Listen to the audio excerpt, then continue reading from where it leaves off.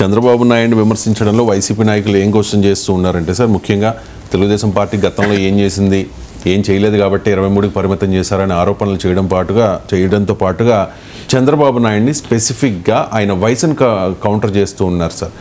నారావారిది అడ్డదారి ఊతకర్రల సాయంతో బాబు దింపుడు కళ్ళం ఆశలు అంటూ చంద్రబాబు నాయుడిని వయసుని వైసీపీ నేతలు కౌంటర్ చేయడాన్ని, క్వశ్చన్ చేయడాన్ని ఎలా చూడాలంటే అదే ఎట్టివర్ట్లో సరైనది కాదు, అభ్యంతరకరం. ఎందుకంటే వ్యక్తి ప్రైవేట్ అంశాలు ఎప్పుడు కూడా పబ్లిక్ ఇష్యూస్ కాదు. చంద్రబాబు నాయుడు వయస్సుతో పనిచేయకపోతే వైసీపీకి లాభం కదా. ఇప్పుడు ఎంత వయసు ఉందని కాదు, నువ్వు పనిచేస్తున్నావా లేదా అన్నది పాయింట్. ఇప్పుడు కొంతమంది యువకులు కూడా 12-1 దాకా పండుకొని ఉంటారు. ఉదయాన్నే పెద్దవాళ్ళు 90-80 ఏళ్ళ తాత 5ంటికి లేచి స్నానం కూడా చేసి ప్రశాంతంగా టీ తాగుతూ పేపర్ చదువుతూ ఉంటాడు. కానీ వాడు లేచాడా మనవడు అంటే మనవడు 12 దాకా లేవాడు. మరి ఇప్పుడు ఎవరు యాక్టివ్ అనుకుందాం, తాతనా మనవడా? సో అందువల్ల రాజకీయాల్లోనైనా బిజినెస్లో ఎక్కడైనా ఏజ్ అనేది ఇష్యూ కాదు. అమెరికా అధ్యక్షుడి కన్నా చంద్రబాబు నాయుడు వయసులో చిన్న. ఈ భూమండలంలో అత్యంత శక్తివంతమైన దేశం అమెరికా. అమెరికా అధ్యక్షుడి కన్నా ఎక్కువ పని కాదు కదా ఆంధ్రప్రదేశ్ ముఖ్యమంత్రి పని. మరి జో బైడెన్ వయసు నాకు తెలిసినంతవరకు చాలా ఎక్కువ చంద్రబాబు నాయుడు కన్నా. మరి జో బైడెన్ కన్నా ఎక్కువ ప్రాబ్లమా? సో అందువల్ల ఈ రకమైన వ్యాఖ్యలు చేయడం యాక్సెప్టబుల్ కాదు. ఎందుకంటే ఏమైనా ఉంటే పొలిటికల్గా విమర్శలు చేయాలి. వయసు పైన, ఆరోగ్యం పైన ఎప్పుడు కామెంట్ చేయకూడదు.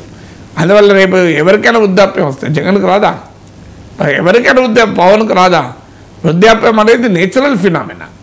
అందువల్ల దాన్ని ఒక ప్రధానమైన అంశంగా చేస్తే ప్రజలు అంగీకరిస్తారని అనుకోను. ఎందుకంటే చంద్రబాబు నాయుడు చాలా యాక్టివ్గా ఉన్నాడు, చాలా యూత్ఫుల్గానే ప్రచారం చేస్తున్నాడు కదా.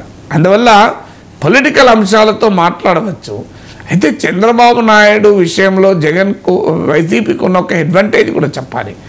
సంక్షేమ పథకాల విషయంలో ప్రజలు, తెలంగాణలో జరిగింది ఏంటంటే కేసీఆర్ అయినా కాంగ్రెస్ అయినా ఎవరైనా పథకాలు అమలు చేస్తారు కదా అనే భావన తెలంగాణలో పనిచేసింది. ఇప్పుడు ఆంధ్రప్రదేశ్లో అలాంటి భావన ఉంటుందా? కానీ సహజంగా మనందరికీ తెలుసు చంద్రబాబు నాయుడుకు డెవలప్మెంట్ ఇమేజ్ ఉంది, రాజశేఖర రెడ్డి కుటుంబానికి వెల్ఫేర్ ఇమేజ్ ఉంది.